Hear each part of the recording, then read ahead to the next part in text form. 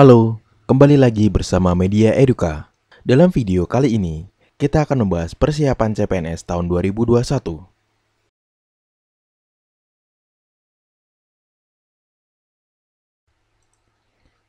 Yang pertama, kita akan membahas penyusunan formasi CPNS. Kepala Biro Hukum, Komunikasi dan Informasi Publik Kemenpan RB, sekaligus juru bicara Kemenpan RB, Andi Radian mengatakan, saat ini pemerintah tengah menyusun jenis formasi yang dibutuhkan untuk penerimaan PPPK dan CPNS 2021. Menurutnya, jumlah formasi yang dibuka pada penerimaan PPPK dan CPNS 2021 sedang menunggu hasil pendataan dan penghitungan berapa PNS yang akan segera pensiun dalam waktu dekat, baik di tingkat pusat maupun daerah. Selanjutnya, kita akan membahas lowongan CPNS 2021 dibuka lebih banyak dari tahun lalu. Kepala Biro Hukum, Komunikasi dan Informasi Publik Kemenpan RB mengatakan, mengenai jumlah formasi CPNS untuk tahun 2021, kami perkirakan akan lebih besar dari jumlah formasi tahun 2019, karena selama tahun 2020 ini tidak ada rekrutmen CPNS. Perlu Sobat Media Eduka ketahui bahwa kuota CPNS tahun 2019 adalah sebesar 254.173. Selanjutnya, tentang lowongan formasi guru yang lebih banyak. Menteri Pendayagunaan Aparatur Negara dan Reformasi Birokrasi, Menpan RB, Cahyokumolo pernah memberikan bocoran terkait formasi CPNS 2021 yang dibutuhkan. Dia bilang akan ada rekrutmen hingga 1 juta formasi guru. Tahun depan, Pak Menteri Pendidikan, insya Allah akan melonceng rekrutmen 1 juta tenaga guru, kata Cahyo di Pandeglang, Banten beberapa bulan yang lalu, ditulis oleh Detik.com, Jumat 30 September 2020.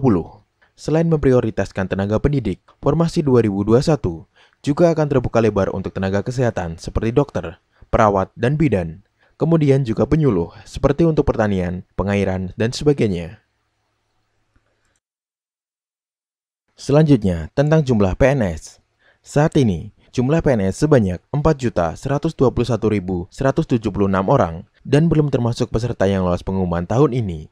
Namun, Cahyo pernah menyebut sebanyak 1,6 juta orang hanya sebagai tenaga administrasi di kementerian atau lembaga maupun pemerintah daerah, sehingga kemungkinan formasi tersebut akan dibatasi atau tidak akan dibuka. Menurut Cahyokumolo, ada beberapa kementerian atau lembaga di tahun 2021 yang tidak akan membuka calon pegawai baru. Kemungkinannya termasuk di Kemenpan RB dan Badan Kepegawaian Nasional atau BKN, karena anggarannya digunakan untuk penanggulangan pandemi COVID-19. Selanjutnya, tentang pelaksanaan tes CPNS 2021. Kepala Biro Hubungan Masyarakat, Hukum dan Kerjasama Badan Kepegawaian Negara atau BKN, Paryono mengatakan, proses perekrutannya kemungkinan bakal mengadopsi pelaksanaan tes seleksi kompetensi bidang atau SKB pada CPNS 2019 kali ini. Secara proses, Paryono mengungkapkan, pelaksanaan tes CPNS 2021 kurang lebih hampir sama seperti seleksi-seleksi di tahun formasi sebelumnya. Adapun dalam penerimaan CPNS sebelumnya, peserta harus melakukan tahapan seperti pendaftaran, tes SKD yang digelar oleh BKN, hingga SKB yang dilaksanakan di masing-masing instansi dituju. Kalau memang mau dibuka, sebenarnya prosesnya juga tidak jauh berbeda. Mungkin yang berbeda adalah prioritas formasi yang akan dibuka atau dibutuhkan. Tapi saya belum ngasih informasi apa saja formasi tersebut, tutur Paryono. Berikut adalah persyaratan umum seleksi CPNS. Yang pertama, warga negara Indonesia.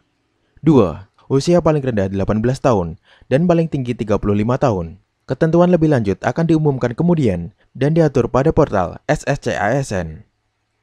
3.